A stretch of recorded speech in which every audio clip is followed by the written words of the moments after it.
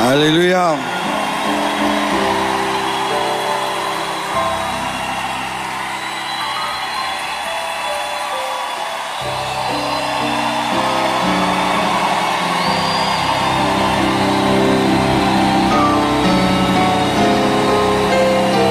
Merci.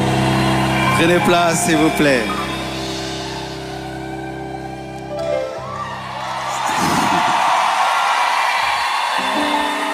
Amen. Ne coupez pas le live, hein? Nous voulons que ça passe en live. Ne coupez pas le live.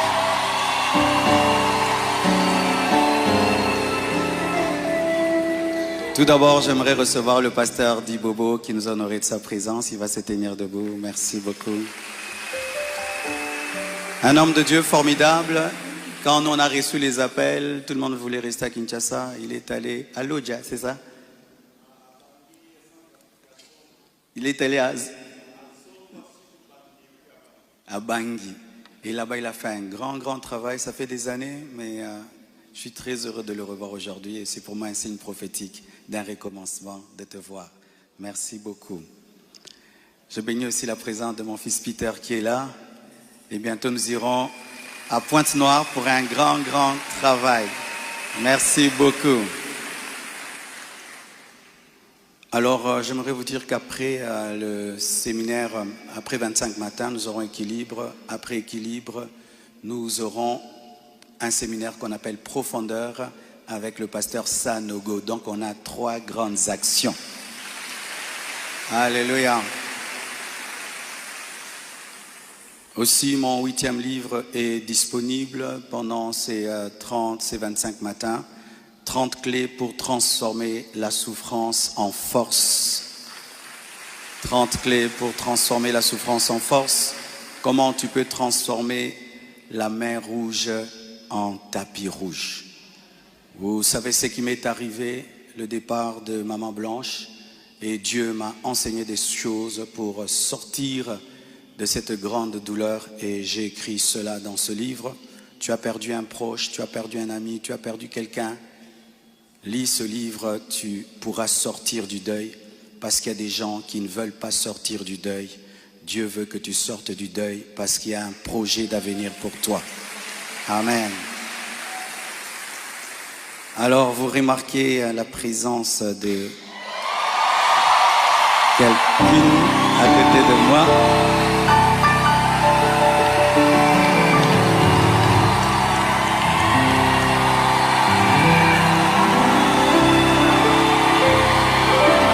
Amen.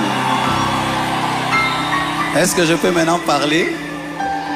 Amen. Alors, beaucoup de gens posent la question, elle est d'où, elle est qui? Même des gens me posent la question, même sur ses cheveux. Est-ce que sont ses vrais cheveux? Mais les Congolais, nous sommes graves, hein? Même les cheveux de quelqu'un, vous suivez.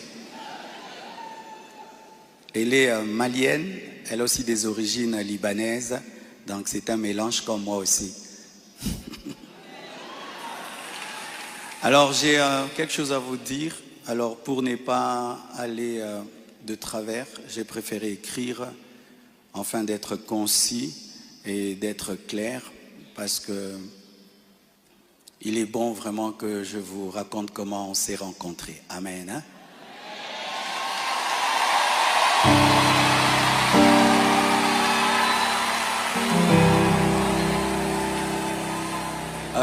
Est-ce qu'il y a quelqu'un qui parle en lingala? J'aimerais aussi que ceux qui parlent le lingala entendent. Qui interprète bien le lingala et qui est bien habillé?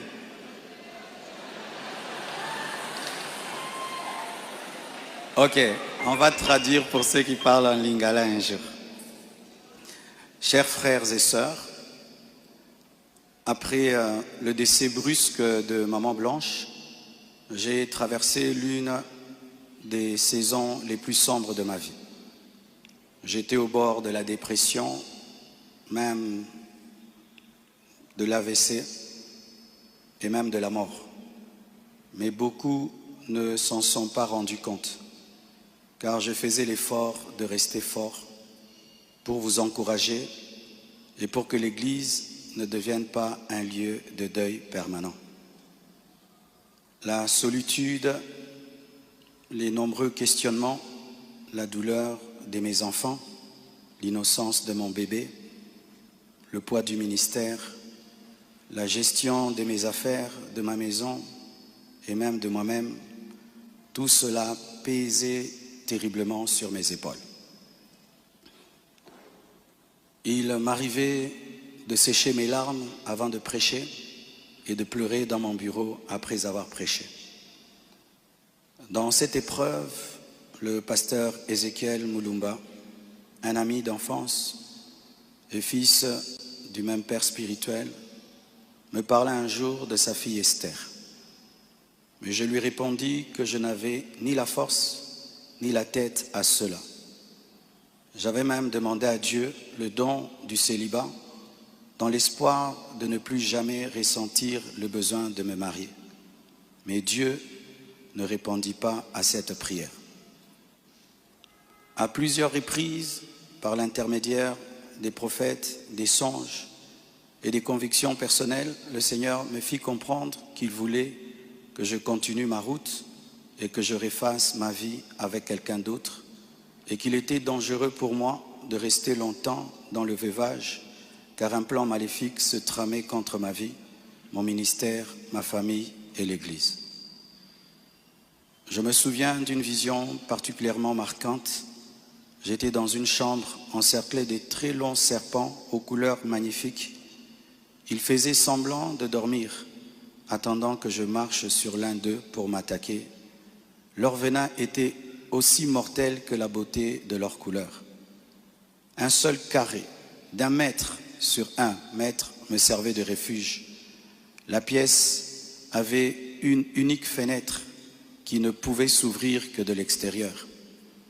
Et je voyais une servante de Dieu venir ouvrir la fenêtre afin que je puisse m'échapper. Dans cette agonie intérieure, le Seigneur me poussa à recontacter le prophète Ézéchiel qui me donna le numéro d'Esther. Mais au début, elle ne répondait pas. J'en fis part au prophète qui lui transmit alors mon propre numéro. La première chose que je lui avais demandé, c'était de prier pour moi. Ensuite, nous avons commencé à échanger. Je lui ouvrais mon cœur, elle m'écoutait, me soutenait, priait avec moi, tout en continuant à remplir fidèlement ses responsabilités au travail parce qu'elle était une responsable là où elle travaillait. Et à l'église, elle était plutôt photographe, caméraman, modératrice, prédicatrice. Elle était diaconesse et elle était consacrée pasteur. Et elle continue à remplir fidèlement ses responsabilités au travail à l'église, même très tard la nuit, quand j'avais des insomnies et malgré le décalage horaire de 5 et 6 heures. Au fil du temps, une relation sincère est née. Une flamme s'est allumée et dans mon cœur, j'ai eu l'assurance que c'était elle. J'en ai parlé à son pasteur, à mes parents, à mes pères spirituels et à mes amis, afin de ne rien faire sans rédévabilité, conseils et prières des autres. Même mes enfants ont été associés. Ils ont souhaité la rencontrer, ce qui s'est fait selon le timing de Dieu à Bruxelles. Le Seigneur m'avait parlé d'une période d'1 an. Il ne l'a pas dit qu'à moi, mais à d'autres, y compris certains d'entre vous. Plusieurs ont même reçu des détails précis la concernant, ce qui confirmait ma direction. C'est pourquoi le mariage a été célébré le mercredi 23 juillet en Belgique. J'aurais aimé qu'il ait lieu à Kinshasa, mais cela aurait été trop coûteux et compliqué à organiser. Je comprends que certains aient été surpris ou même blessés par cette démarche qu'ils trouvent très rapide, mais sachez que pour vous, c'est une année. Mais moi, j'ai senti que j'ai fait 3 ans tellement que c'était terrible, mais je ne pouvais pas, sur cette chair, vous relater ma vie.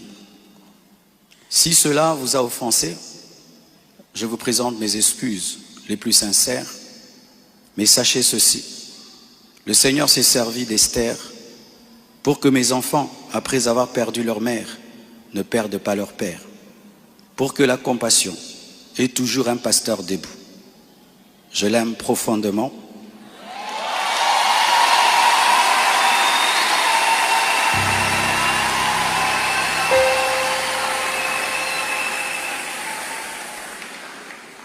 Je l'aime profondément. Elle n'est pas venue pour effacer la mémoire de Maman Blanche, mais pour continuer l'œuvre, comme Élisée après Élie, avec humilité et soumission à Dieu.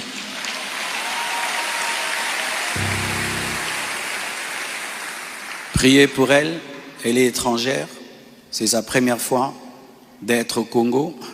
Elle a eu le baptême de 4 heures du temps d'embouteillage. Et aujourd'hui, Dieu a fait grâce, il fait froid. Je lui ai dit, tu sens le froid quand même? Elle a dit, mais c'est climatisé. Je dis, non, c'est le vent. Priez pour elle, portez-la dans vos cœurs, comme vous m'avez toujours porté dans les vôtres.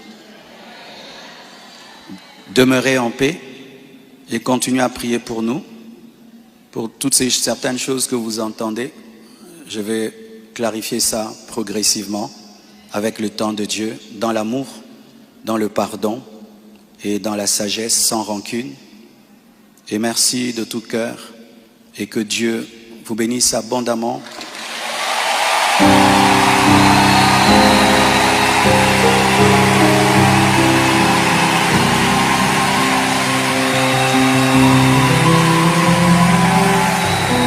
Pour votre soutien, vous avez prouvé au monde que vous êtes une église mature. Vous avez prouvé au monde que vous êtes une église enracinée. Vous avez prouvé au monde que votre foi est fondée sur Jésus. Vous avez prouvé au monde que vous êtes une église 4x4, une armée de Dieu.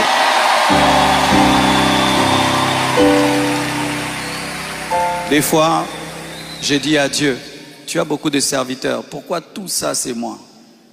Il y a beaucoup d'églises au Congo, pourquoi la compassion, la pluie, les écrans qui tombent sur les gens?